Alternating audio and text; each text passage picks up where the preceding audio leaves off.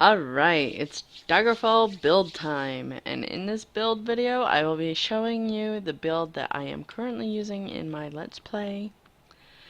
We are a high elf from Somerset Isle to take advantage of the immunity to paralysis bonus. And I am a female. Now we select custom class. And it always does that. So we'll definitely put something down there that I know goes there. Alright. Like I said, this is the build I am currently using in my Let's Play. And we drop our personality down. I am sorry if the clicking is very loud.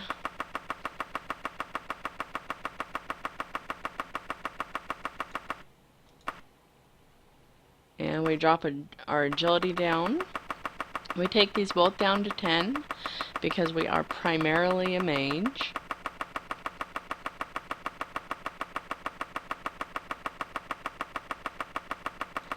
Alright, now that we have a lot of points to spend, we're going to take our intelligence and our willpower both up to 75.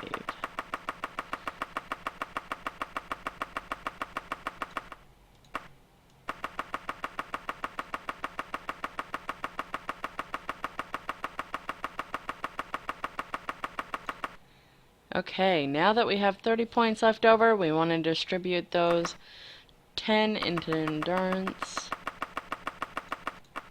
10 into speed, and 10 into luck. Alternatively, if you guys don't think that dropping your agility so low is a good idea, you could drop your luck. I like the way luck works. Luck influences... It pretty much influences everything in the game. How often you'll get a critical strike, how fast your skills raise up, the quality of loot you find.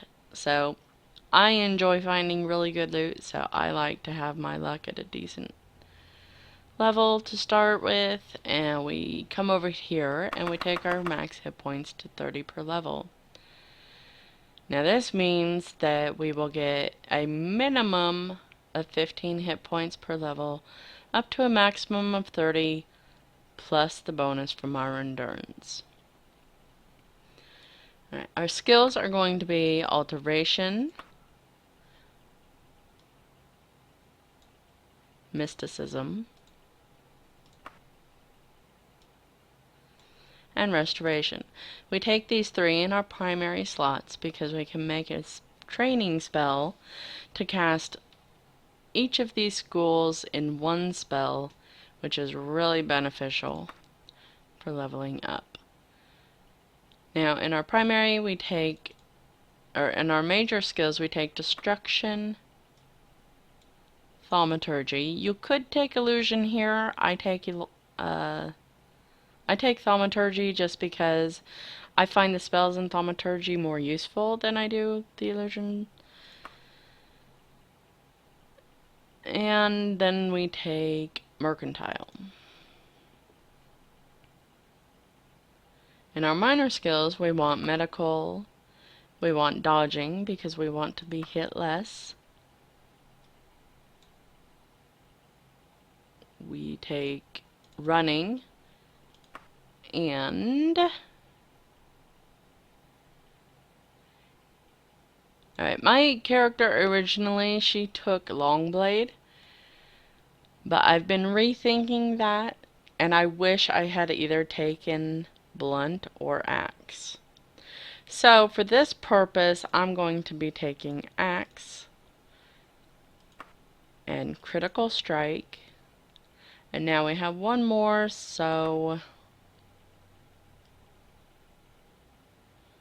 let's take...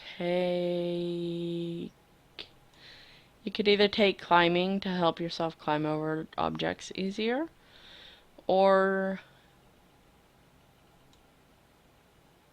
Oh, I can't get... There we go. Or you could take jumping. I'm gonna take jumping because jumping is useful for jumping over pits and dungeons. And now we're going to edit our special advantages. I always take athleticism because athleticism will reduce the amount of fatigue that you use when you run, jump, swim, and climb. We're going to take increased magery times 3 because remember we are primarily a mage. Rapid healing in general, so we sleep for fewer hours. Regenerate health in general. This will give us 15 hit points per hour. That also increases the rate at which we sleep. And we take spell absorption in general. And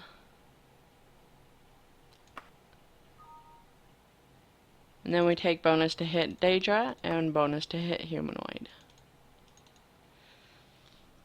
Alright, and that is it for the special advantages. Now we edit the special disadvantages. And here we are going to pretty much take a critical weakness to everything. Now the reason why I take a critical weakness to everything here is because with the spell absorption, most of the time the magic that is thrown at me, I just absorb into my mana pool, because if you have a depleted mana pool, you will absorb the spells thrown at you. And the reason why I take a critical weakness to paralysis is because of our immunity. This basically gives us a free bonus. We are still immune to paralysis. All this is doing is helping lower our difficulty dagger back down to the 0.3.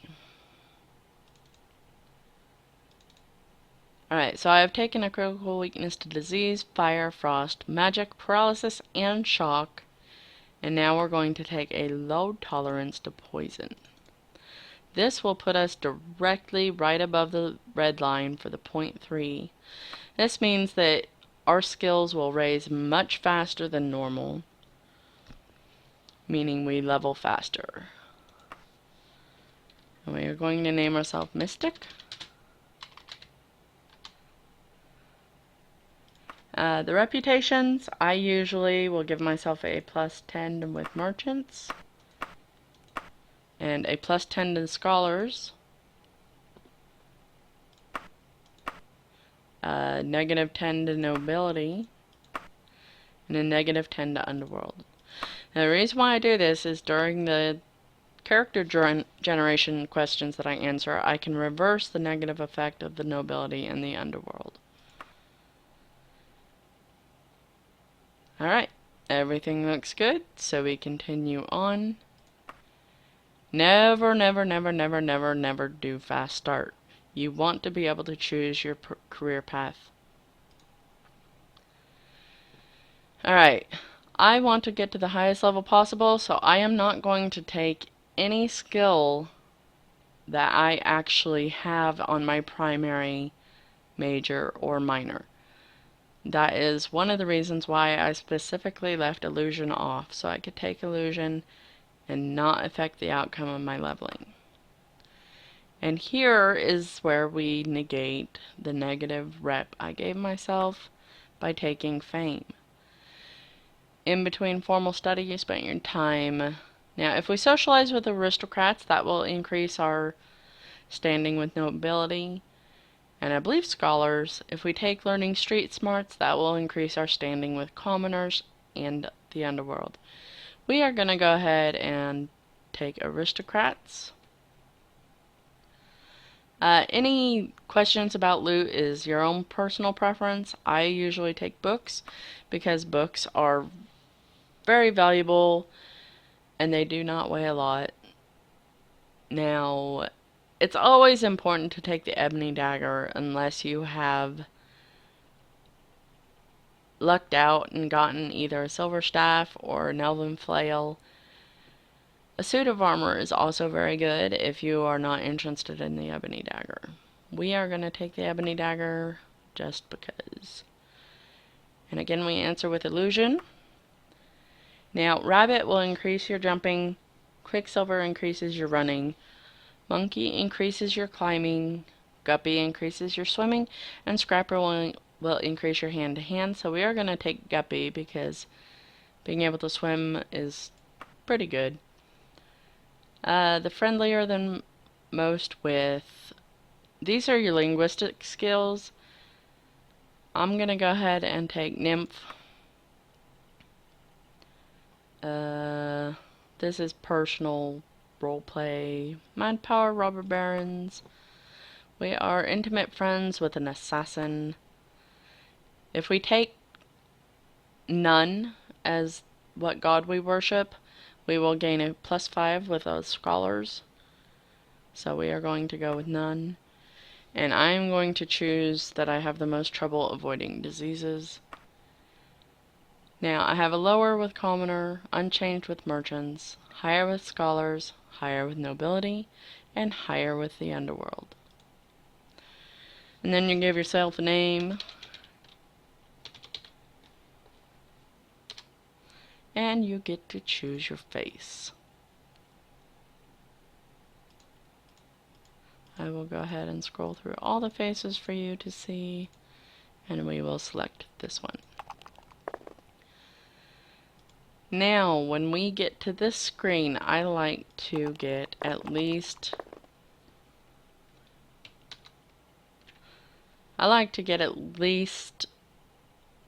This is actually a really great roll.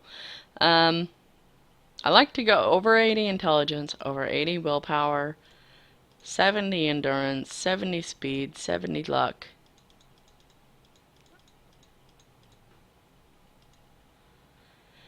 I like to get 60 strength. It didn't happen, but you can roll for as long as you want until you get the exact stats you want. So we are going to settle with this. And we are going to evenly distribute the points.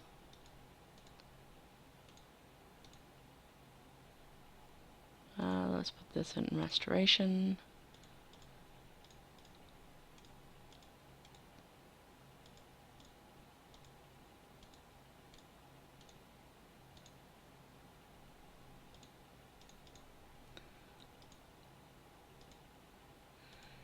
Now, if you didn't know, you add up all 3 primaries, top 2 majors, and single top minor skill. If those numbers add up to 149 to 162 or 163, you will be level 30. If they are higher than 162 or 163, I'm blanking on the exact numbers right now, you will be level 29. If you manage to get 148 or lower, you will end up being level 31. Level 31 is very difficult to achieve because these numbers always are rolled randomly. So you could luck out and you could get really low rolls here, or you could get average rolls like I got here. If you avoid answering a question that will increase your skill, you have a higher chance of actually rolling level 31. Alright, so that is it for this character, and this is the character that I am using in my main Let's Play.